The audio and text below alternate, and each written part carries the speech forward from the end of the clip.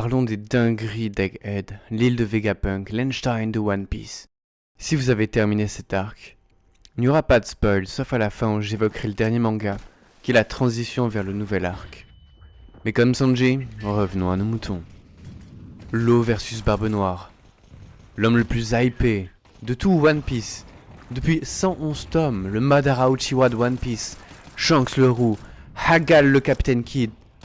J'ai hâte de voir ses batailles navales et ses canonnades. Le héros légendaire Garp, sauf son successeur, Kobe, l'un des plus gros frappeurs de toute la mer bleue. En général, la marine est présentée négativement, mais là, on la découvre sous un aspect plus héroïque, avec le Sword et de puissants soldats.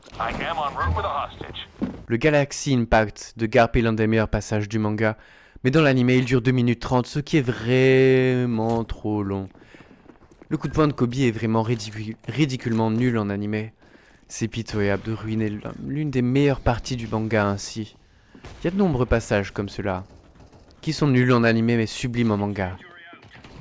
Par exemple, au large d'Egghead, quand l'élite tente d'extorquer l'équipage, Shaka la met en garde à propos de Zoro et de Robin. Je cite: « Regarde le sabreur, c'est Roronoa Zoro.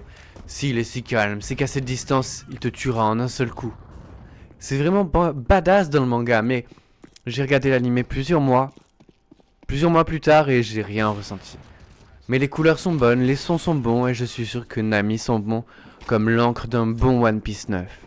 Le 8 avril sortira enfin le tome 112 avec le coffret spécial avec l'eau de bain de Robin. One Piece c'est comme le vin, ça se bonifie avec le temps.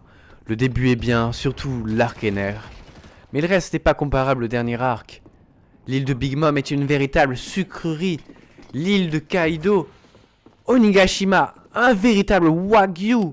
L'alliance des boss finaux du début, Baggy le clown le planteur, Mihawk l'embrocheur et Crocodile le sécheur d'Alabasta, la puissance des Éthers Jazair. Baggy c'est la plus grosse fraude du monde. C'est un personnage très important, un orateur d'exception, comme Itsugaya, le glacial congélateur fatal, mais sa version provenant de Temu, Kusana Okiji le refroidisseur, l'homme qui a one-shot Cracker qui valait une somme astronomique à l'époque. Lors de son introduction contre Luffy, il valait 1 milliard de berry, il me semble. Les révolutionnaires attaquèrent Marijoa, mais c'est dans la même période que nous découvrons cette chose, cette créature, qui gouverne en secret et s'assoit sur le trône devant rester vacant.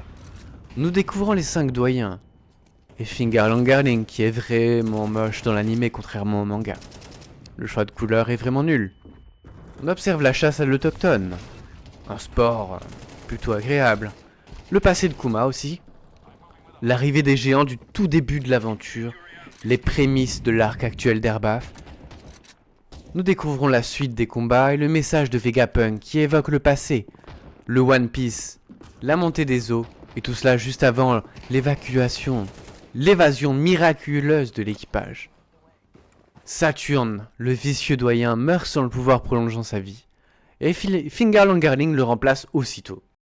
Et c'est là qu'on se retrouve à la fabuleuse moitié du tome 111, au début de l'arc Erbaf, donc après la fin des épisodes sur Netflix. Donc si vous arrêtez de m'écouter maintenant, merci beaucoup, et au revoir. Mais si vous êtes le genre de personne pour laquelle j'ai créé cette vidéo, résumons brièvement la suite. L'équipage se retrouve séparé, comme d'habitude et comme par magie. Nous sommes surpris et on ne comprend pas ce qui se passe. Nami et Usopp sont seuls et des monstres attaquent. Heureusement, ils sont sauvés par Sanji, Zoro et Luffy. Ils ont même de nouveaux vêtements. Ils s'échappent rapidement de ce zoo rempli d'humains et se retrouvent dans le château d'un géant. Ils sortent et empruntent un énorme pont et Luffy saute tout seul, jusqu'à découvrir Loki, le prince de la malédiction, qui fut attaché à un arbre par de nombreux guerriers d'Erbaf, qui expliquent à quel point il est dangereux et cruel au reste de l'équipage, Robin, Jinbei, etc. La honte d'Erbaf est mise à prix 2,6 milliards de berry. Il prétend être le géant le plus fort d'Erbaf. Il a avalé le légendaire fruit du démon, qui se transmet dans la famille royale, sa famille, après avoir tué son père. Il fait une promesse à Luffy, qui a donc pactisé avec lui, et ne peut pas révéler leur rencontre. L'équipage des géants navigue sur un arc-en-ciel et remonte jusqu'à leur village. Et Luffy tombe sur une gentille géante qui pose Sanji, Nami et Zoro sur son immense poitrine et les porte jusqu'à l'aussi gargantuesque village d'Erbaf du royaume de Warland. L'explorateur Louis Arnott écrivit qu'il ne fallait pas trop s'y attarder. Robin retrouve son sauveur, Saoro, et le tome prend fin. Merci d'avoir écouté, et on se retrouve dans une prochaine vidéo. C'était Neutra, le meilleur sniper et le meilleur joueur de Call of Duty de tous les temps.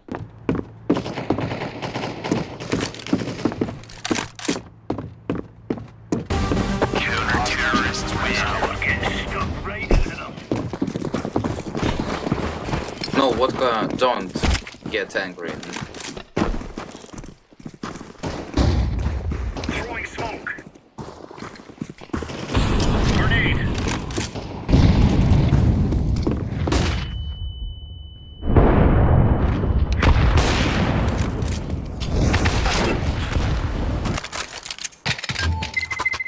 Let's go.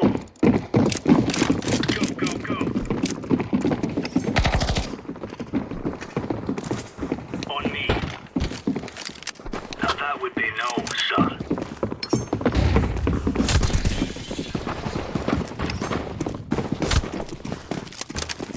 It's in. Flashbang.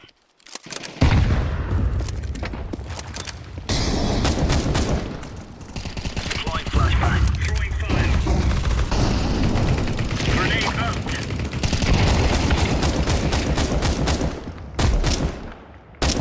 Hostages coming out. Incendiary out.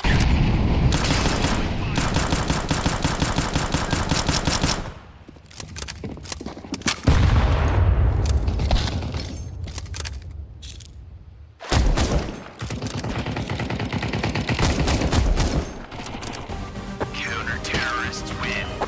All right. Nice work, boys.